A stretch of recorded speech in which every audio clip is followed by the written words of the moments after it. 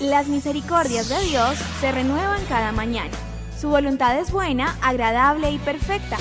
Bienvenidos a una nueva emisión de Vidas con Propósito, para volver a vivir. El sabio no dice nunca todo lo que piensa, pero siempre piensa todo lo que dice. Hola, buenos días, bienvenidos a Vidas con Propósito, para volver a vivir.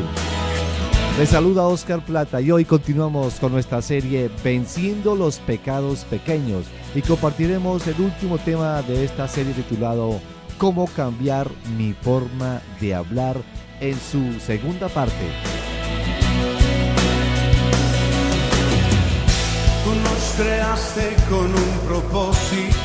Las palabras definitivamente importan mucho y es por eso que, por no darle la debida importancia que las palabras tienen, que en lugar de hablar para edificar a las personas, muchas veces causamos un gran daño y son la causa de relaciones rotas. Por eso recordemos hoy nuevamente al inicio del programa la frase muy sabia de Aristóteles, el filósofo griego. El sabio no dice nunca todo lo que piensa, pero siempre piensa todo lo que dice. El apóstol Pablo lo dijo de otra manera en Efesios 4:29. Eviten toda conversación obscena, por el contrario, que sus palabras contribuyan a la necesaria edificación y sean de bendición para quienes escuchan. Es como si dijera, si no va a hablar para edificar y bendecir a los demás, mejor no hable. Pero como no podemos vivir sin comunicarnos, es imprescindible que aprendamos cómo hablar para edificar. En el programa anterior aprendimos que para cambiar mi forma de hablar debo evitar el lenguaje ocioso. ¿Qué significa ocioso? Es hablar palabras inútiles, sin fruto, que no tienen ningún provecho, que no edifican. Y dentro del lenguaje ocioso debemos sacar de nuestra comunicación, de nuestras palabras, 4 pecados muy comunes: el chisme, la murmuración, la crítica y las groserías. Bueno, Pastor Ángelo, muy buenos días. ¿Y qué sería o qué será lo segundo que debemos poner en práctica para cambiar nuestra forma de hablar? Para cambiar nuestra forma de hablar, nuestro segundo principio es regale vida con sus palabras. Lo repito, regale vida con sus palabras. Dice Proverbios 16:24, panal de miel son las palabras amables, endulzan la vida y dan salud al cuerpo. También Salomón diría en Proverbios 18:21, en la lengua hay poder de vida y muerte, quienes la aman comerán de su fruto. Oscar y estimados oyentes, estos y muchos otros versículos de la Biblia nos muestran el poder y la capacidad que tienen las palabras que nosotros emitimos a los demás. Y quisiera hacerles una pregunta, o varias preguntas. ¿No sintió después de haber hablado con alguien que salió como renovado, Oscar? Claro que sí, porque depende mucho de lo que le expresen. Pero le hago también esta pregunta. ¿No sintió después de haber hablado con alguien que salió como apesadumbrado o cargado? Si sale uno con pesimismo. ¿Por qué nos pasa eso? Porque las palabras que nosotros entrecruzamos con las demás personas nos dan vida o nos la quitan. Por eso yo le animo, estimado oyente, que usted decida vivificar con sus palabras a quienes se crucen por su camino. De seguro que eso va a ser de gran bendición para los que le escuchen a usted. ¿Cómo hacer esto? ¿Cómo convertirnos en dadores de vida con nuestras palabras? Un consejo es elogie lo positivo que tienen las personas. Jueces 6:12, un pasaje algo conocido, habla sobre cómo Dios a través del ángel le habla a Gedeón. Y dice así: cuando el ángel del Señor se le apareció a Gedeón, le dijo, el Señor está contigo, guerrero valiente. Y si nosotros miramos el contexto de este pasaje, no parece que Gedeón fuera ningún valiente, ni mucho menos esforzado como lo dice la versión Reina Valera, sino más bien todo lo contrario. ¿Por qué el ángel del Señor lo llama de esa forma? Pues porque en el fondo conocía el potencial que había en Gedeón. Dios es experto en elogiar lo positivo. O sea, en la realidad, o al menos lo que se ve por fuera de Gedeón, no se ve ni esfuerzo ni valentía, pero así lo llama el ángel del Señor a Gedeón. Parece que el elogio tiene una gran influencia. ¿Qué efecto tiene el elogio en las personas? Oscar y estimados oyentes, a veces nosotros no nos imaginamos el poder que tienen o el poder que tiene el elogio, las palabras que elogian a los demás. Yo recuerdo que cuando tenía 17 años, eso hace poquito, ¿no? Tuve que enseñar a los maestros de escuela dominical de mi iglesia en aquella ocasión. Y compartí una reflexión corta sobre el amor de 1 Corintios 13. Y para sorpresa mía, pues recibí algunos elogios de parte de un líder de la iglesia. A la verdad, pues fueron muy, muy motivantes para mí. Y yo me convencí que tenía como esa capacidad para ser un buen predicador. Y vea, aquí les estoy predicando o les estoy enseñando ahora la palabra a ustedes. Quisiera decirles lo siguiente: ¿qué tal si usted de ahora en adelante empieza a repartir elogios a diestra y siniestra a su cónyuge, a sus hijos, a sus patronos, a sus empleados, a sus compañeros, a sus vecinos, y se convierte usted en un dador de vida? Las personas no tienen que ser un 10 en todo, con que sean un 5, un 6, o un 7, o un 8 en algo, pues hay razones de sobra para elogiarlos. Quizás los demás no son todo lo que podrían ser, porque a lo mejor están esperando que usted los rete con un elogio. Créame que no solo ellos van a salir beneficiados, usted también será partícipe con ellos. Esos elogios deben ser sinceros, ¿no? Desde luego, no deben ser lo que conocemos nosotros como dar cepillo, ¿no? O adular. O adular a la persona porque tengo un interés de por medio. No, el elogio debe ser sincero. El problema, Oscar, es que a veces nosotros vemos cosas positivas y nos las callamos, pero cuando vemos lo negativo, ahí sí hablamos. Bueno, aparte de elogiar, ¿con qué otra acción nos podremos convertir en dadores de vida? Motive al desalentado sería otro consejo. Las personas a veces están desalentadas y nosotros debemos ser personas que damos aliento. Mateo citó de Isaías una profecía que se cumplió en Cristo Jesús. Está registrada en Mateo 12:20. Dice: la caña cascada no quebrará, refiriéndose al Mesías, y el pábilo que humea no apagará. Oscar, una palabra para bien o para mal podría ser determinante para alguien que está desalentado. Jesús, conocedor de ellos, se encargó de dar aliento al desalentado. Por ejemplo, cuando Pedro estaba desalentado después de la muerte del Señor, decidió volver a su profesión de pescador. Y estando en el mar de Galilea y sin haber pescado nada durante toda una noche, lo cual también pues era desalentador para él, de repente aparece Jesús como a eso de las 5 o 6 de la mañana y desde la orilla les pregunta a los discípulos que estaban acompañando a Pedro si tenían algo que comer. Ellos contestaron negativamente, pues no habían pescado nada, ¿no? Fue entonces que cuando Jesús los motivó a seguir pescando, les dice que tiraran la red del otro lado, y los discípulos estaban más o menos a unos 100 metros de la orilla, pues ya ellos habían perdido toda esperanza de pescar algo en ese día y estaban regresando de esa frustrada tarea. Pero Jesús los motivó a seguir pescando. Quiero que notemos que Jesús no les dijo: oiga, ustedes no fueron capaces de ser mis discípulos y ni siquiera para pescar sirven. No, Él no los trata de esa manera. Él no les dijo: oiga, hasta los pescados les huyen a ustedes. No. Lo que Jesús hizo fue darles esperanza. Jesús lo que hizo fue darles motivación. Alguien podría decir que eso lo hizo Jesús porque era el Señor, porque era Dios. ¿Qué les diría? Yo les diría a las personas que piensan así que también ustedes están llamadas a hacer lo mismo, ¿no? Todos estamos llamados a hacer lo mismo que hizo Jesús, a dar palabras de aliento al que está desalentado. Cuando alguien falla, lo menos que necesita es que le estén sacando en cara su falla, en cara su error. Lo que sí necesita, y es urgentemente, esto es que lo motiven, ¿sí? Que lo ayuden, que le den una palabra de aliento. Lo que necesita esa persona es una palabra que se ha vuelto muy de moda, ¿no? Entusiasmo, ¿no? Diría Jorge Barón. Y para quienes no saben la palabra, el origen de la palabra o la etimología de la palabra entusiasmo, la palabra entusiasmo viene del griego enteos, así como suena, enteos, y significa literalmente estar poseído por Dios. Así que haga que el desalentado sea poseído por Dios a través de esas palabras de motivación que usted le podría dar. Además de motivar al desalentado, ¿de qué otras maneras podemos convertirnos en dadores de vida por medio de nuestras palabras? Otro consejo sería, Oscar, elimine la queja. Hay mucha persona quejosa, ¿no?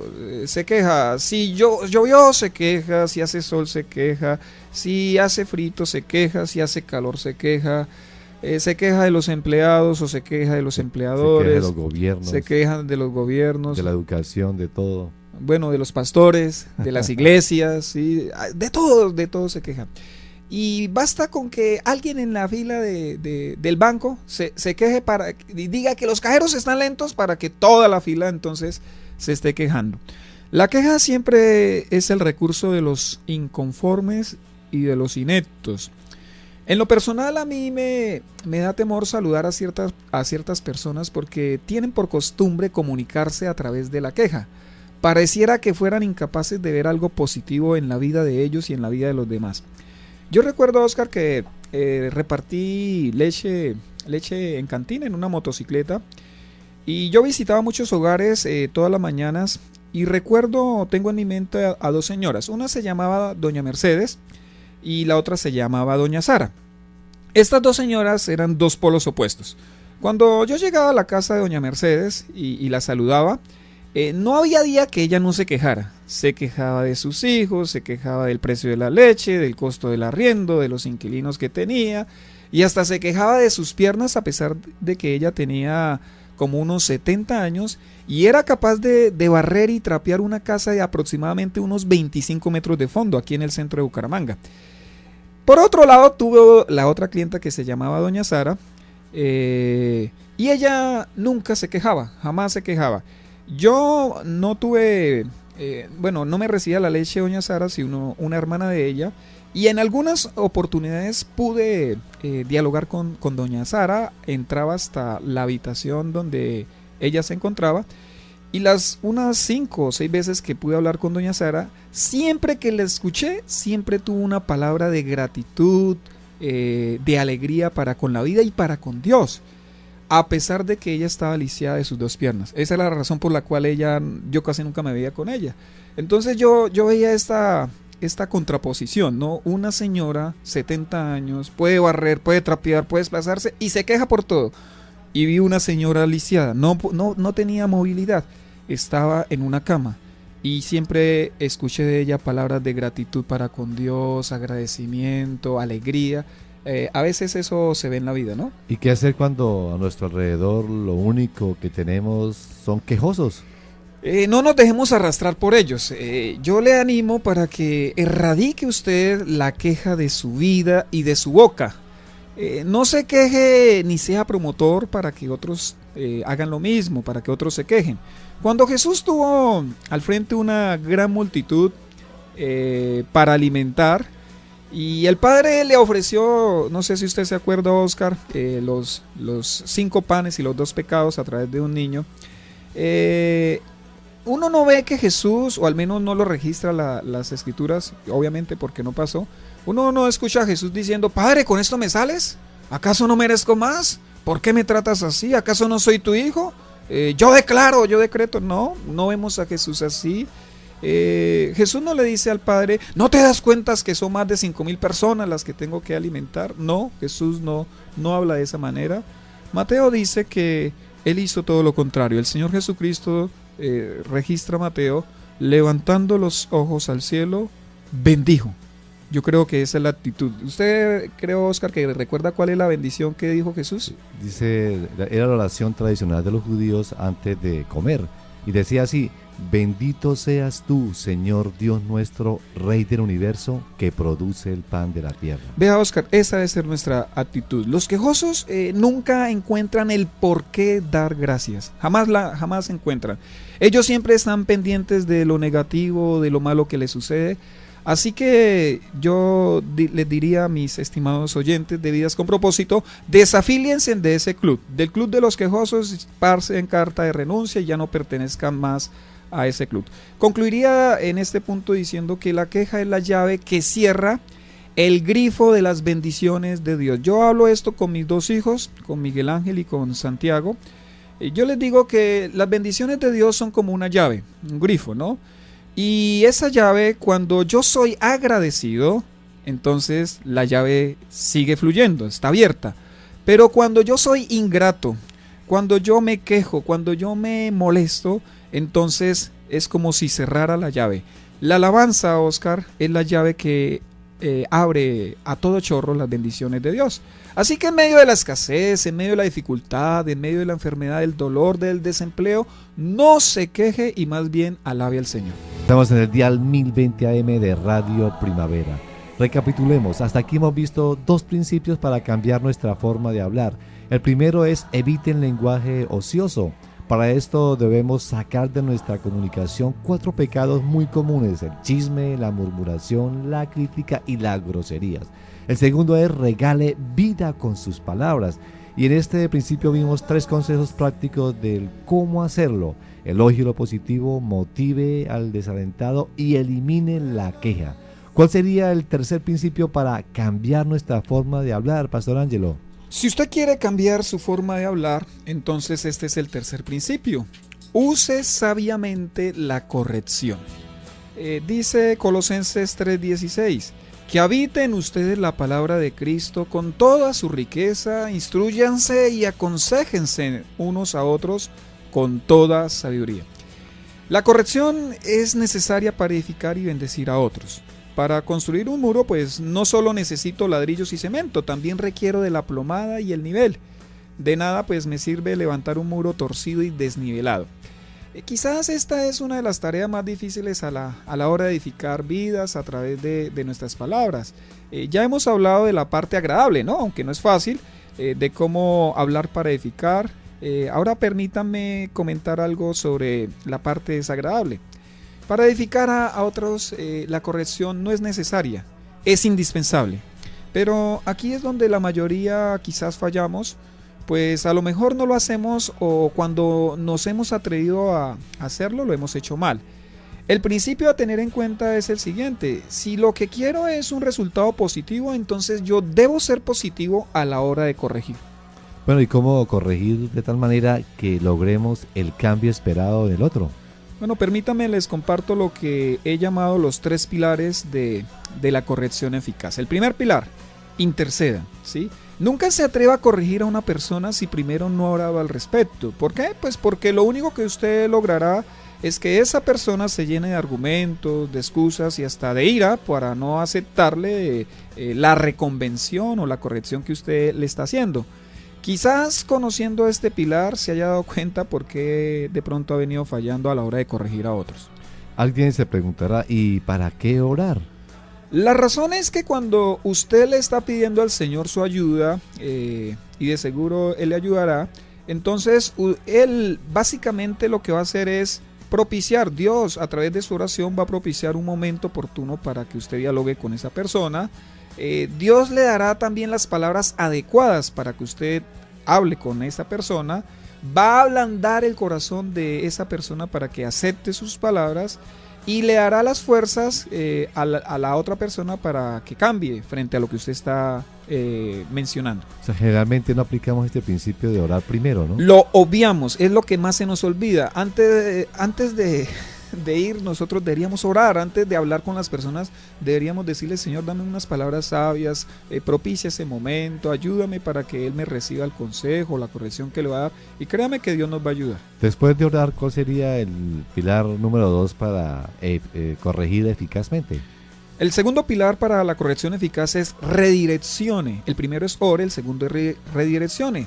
Recuerde que no es atacando a la persona que usted va a lograr que cambie, sino mostrándole el camino que debe tomar para que llegue a la meta que usted de pronto le está mostrando. Por ejemplo, no le diga a su hijo: usted sí es burro, ¿no? Perdió matemáticas. Dígale más bien: lo único que le falta es que le vaya bien en matemáticas. Eso suena diferente. O dígale: si pasaste las demás materias, con plena seguridad podrá recuperar matemáticas. No le diga a su esposo: estimada mujer, estimada esposa, no le diga a su esposo: al parecer a usted no le importa su familia, siempre llega tarde. No le diga eso. Dígale más bien: ay, nos haces tanta falta, podrías llegar más temprano, te extrañamos. Eso desarma a cualquier hombre. Estimado esposo, no le diga a su esposa: usted es una cantaletosa, siempre está peleando. No. No le diga así. Dígale, ¿has estado irritada últimamente? ¿Qué tienes? ¿En qué te puedo ayudar? ¿Necesitas algo de mí? Mira, así como los carros necesitan de alineación, todos nosotros necesitamos continuamente de redirección. Orar y redireccionar. ¿Cuál es el tercer pilar para corregir con eficacia? El tercer pilar es no se exaspere, o sea, no se desespere, no reaccione, no explote, no se exaspere. Después de haber aplicado pues, los dos primeros pilares que mencionamos, no debemos creer que ya lo hemos alcanzado todo.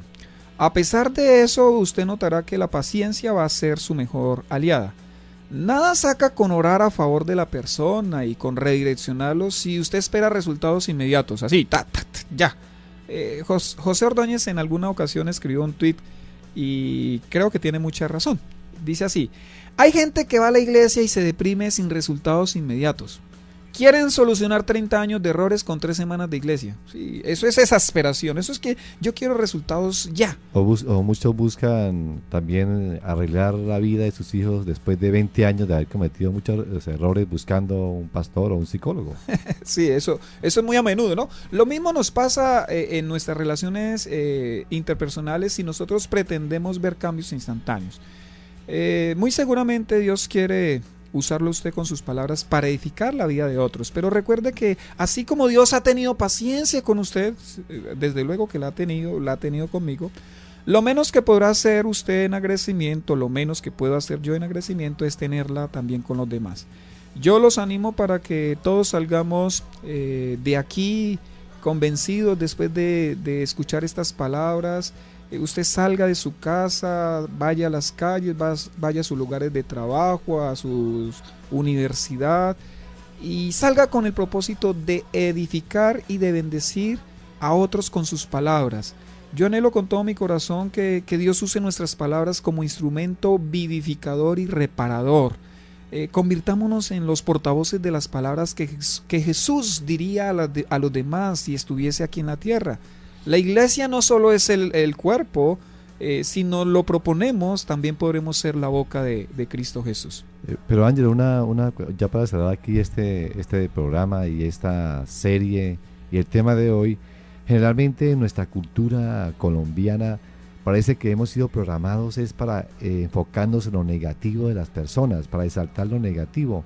Y a veces nos cuesta mucho cambiar esta tradición que hemos heredado de enfocarnos en lo negativo y en lo malo de las personas.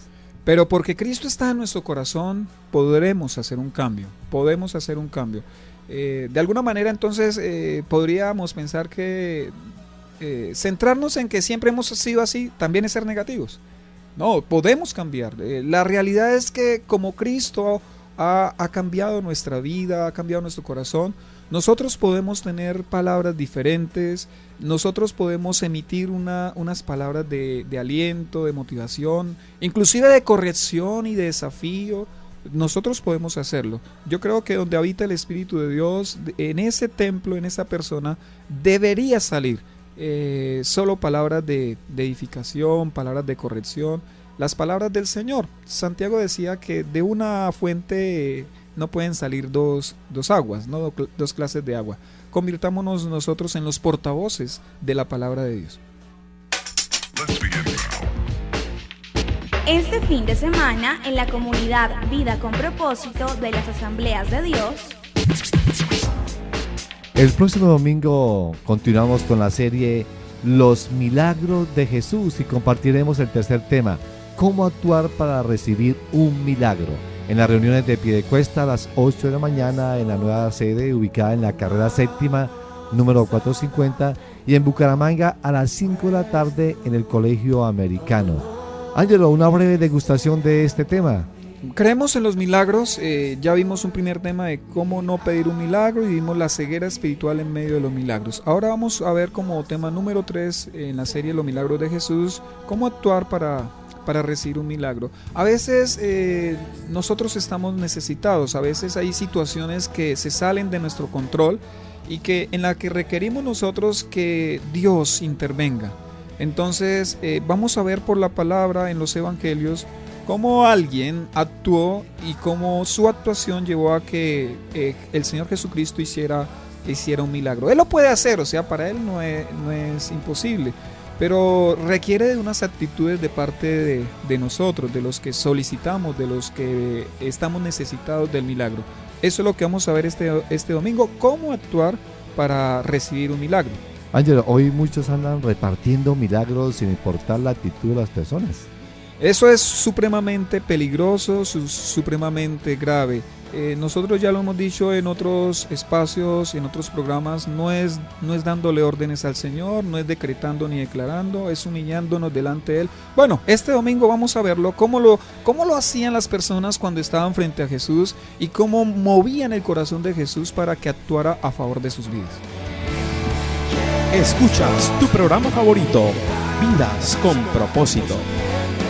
Apreciado oyente, si desea comunicarse con nosotros, nos puede llamar al teléfono 316-328-4637, 316-328-4637.